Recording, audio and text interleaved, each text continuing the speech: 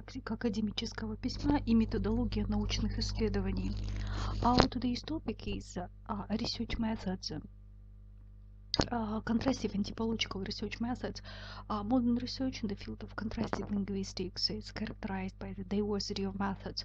Contrastive and typological research methods are as follows: stratification model, level model of the language, transformational generating grammar, case grammar, microlinguistic technique based on component analysis, contextual functional analysis, which has two aspects, qualitative and quantitative, comparative study of the very general laws of discrepancies revealed by contrastive analysis.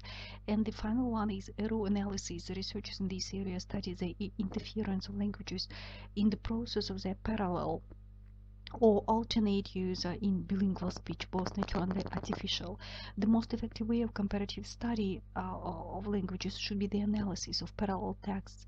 Two main areas of research of parallel text can be distinguished like experiment and observation. The method of observation, analysis of existing translations, but not specially obtained during the study, can be called a natural linguistic experiment posed by the very practice of linguistic activity translation. The material is available translations of the same text into one or several languages, or versions of the translation of this text into the language made by different translators. There are two ways to select material for parallel translations. You can use translations from one of the mapped languages to another, and vice versa.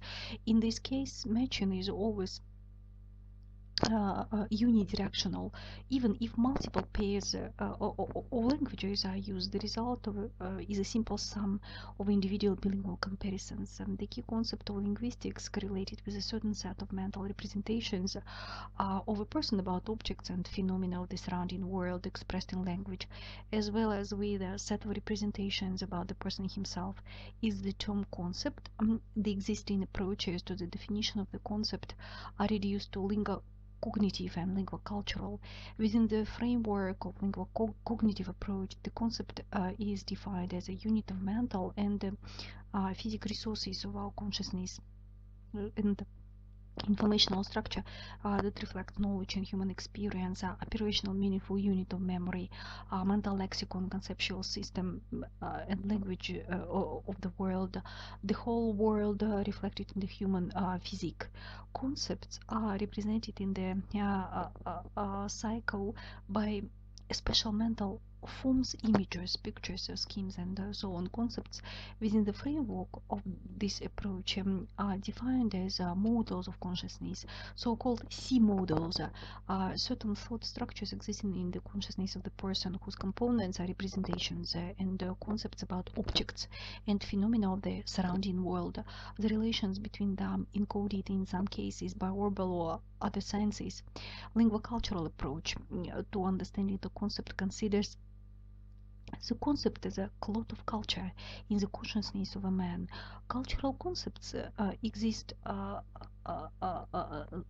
exactly by themselves, but in a certain idiosphere, formation of which is conditioned by cultural experience. The richer the concept, the richer the national class or professional, family, and personal experience of the person using the concept. The ordered set of concepts of the nation, the sphere of knowledge, sphere of thoughts, norms,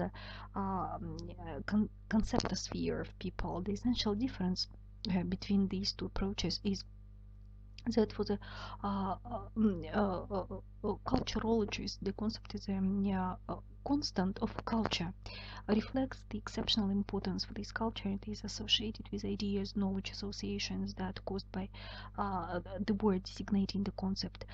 The number of cultural concepts as a rule is not numerous. At the same time, for linguists, the concept is a clearly delimited formation of consciousness associated with a mental lexicon.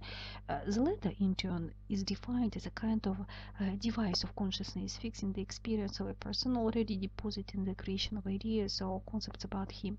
It is a reservoir of knowledge where a separate concept or a certain way united group of concepts have already received the linguistic registration in the form of a conventional unit. On the other hand, recently in the works of a number of linguists, arguments in favor of integrating these approaches are put forward. The integration of these approaches contributes to creation of interdisciplinary conceptual and cultural direction. Within the integral approach recognizes that cognitive and linguocultural approaches are not mutually exclusive, since the concept as a mental formation in the mind of the individual have access to conceptual sphere of society, ultimately on the culture, and the concept as a unit of culture is a fixation of cognitive experience, which becomes the property of the individual.